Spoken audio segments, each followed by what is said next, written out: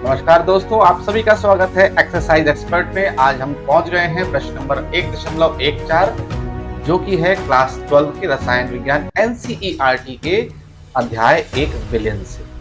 तो video last तक देखिएगा जिससे कॉन्सेप्ट पूरा क्लियर हो सके। तो शुरू करते हैं। क्वेश्चन है, राउल्ट के नियम से धनात्मक ऋणात्मक विचलन के बारे में है और इसको हम अनादर्श विलयन भी कहते हैं। उसके आधार पर हम पूरा डिस्क्रिप्शन करने वाले हैं। तो शुरू करते हैं। उत्तर लिखेंगे।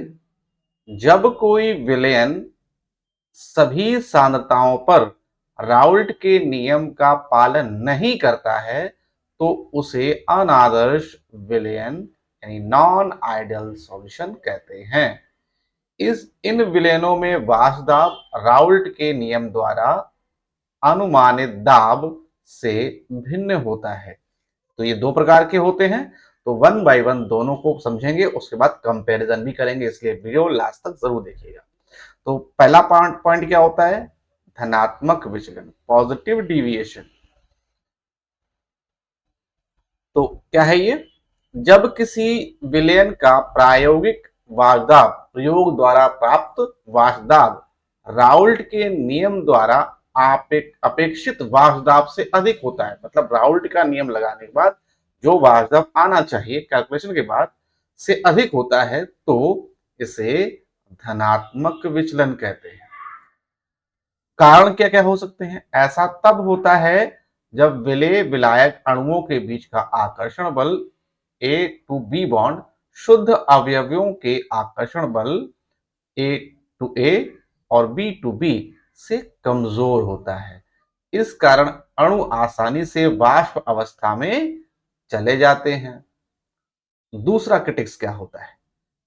इससे होता क्या है? डेल्टा मिक्स H यानी एंथैल्पी का जो परिवर्तन है मिक्सचर का, विलयन का संबंध क्या निकलता है? धनात्मक विचलन के लिए मिश्रण की एंथैल्पी धनात्मक हो जाती है, यानी कह सकते हैं डेल्टा मिक्स H ज्यादा हो जाता है जीरो से और पॉजिटिव हो जाता है। इसका अर्थ है कि विलेय और विलायक को मिलाने पर ऊर्जा अवशोषित होती है। यह अभिक्रिया कैसी हो जाएगी? ऊष्मा शोषी प्रक्रिया होगी। ठीक है, इसके लिए फॉर्मूला आता है, वो आता है delta P is greater than P1 not x1 plus P2 not x2।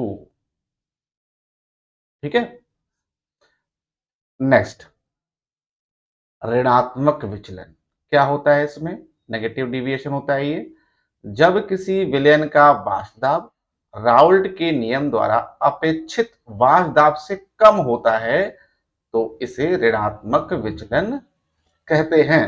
कारण क्या होता है इसका? ऐसा तब होता है जब विलेय और विलायक के अणुओं के बीच का आकर्षण बल A बॉन्ड B शुद्ध अवयवों के आकर्षण बलों यानी A बॉन्ड A और B बॉन्ड B की तुलना में अधिक प्रबल हो जाता है। आकर्षण बल अधिक होने के कारण अणु कम वाष्पित होते हैं। इससे होता क्या है फिर? एंथैल्पी का संबंध क्या निकलेगा? डेल्टा मिक्स H का संबंध क्या निकलेगा? ऋणात्मक विचलन के लिए मिश्रण की एंथैल्पी ऋणात्मक हो जाती है, या कह सकते हैं delta mix H is less than zero, zero से कम यानी नेगेटिव। इसका अर्थ है कि मिश्रण बनने के दौरान ऊर्जा उत्सर्जित होती है। अभिक्रिया कैसी हो जाती है? ऊष्मा क्षेपी अभिक्रिया होती है। तुलनात्मक अध्ययन जैसा कि मैंने आपको बताया था, इसका फॉर्मूला भी देख लीजिए। इसमें हो जाता है delta P is less than P1 not x1 plus P2 not x2। ठीक है, तुलनात्मक अध्ययन कर लेते हैं इसका।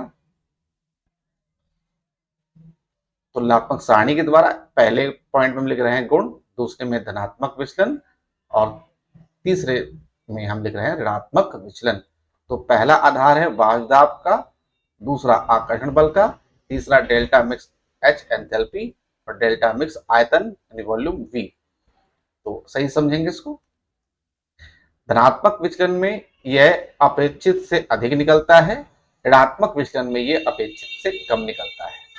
इसमें शुद्ध विलयन पदार्थ ए बॉन्ड ए या बी बॉन्ड बी से कमजोर होता है, और जबकि इसमें ए बॉन्ड ए या बी बॉन्ड बी से प्रबल होता है, मजबूत होता है। डेल्टा एच मिक्स का जो एंथैल्पी होता है यहाँ पर धनात्मक आता है, इसलिए इसको धनात्मक विचलन कहते हैं, और यहाँ ऋणात्मक आता है इसलिए इसे ऋणात्मक विचलन कहते हैं। आयतन इसमें बढ़ता है, डेल्टा वी आयतन बढ़ा रहा है, सॉरी प्लस वी मतलब पॉजिटिव है, बढ़ रहा है, और माइनस वी का मतलब यह मान घटता है, आयतन का मान ऋणात्मक विचलन में घटता है। तो इस टाइप से बोर्ड में लिखेंगे तो आपके 5 में से 5 मार्क्स दिए जाएंगे। तो वीडियो अच्छी लग रही है तो लाइक शेयर सब्सक्राइब करना मत भूलें।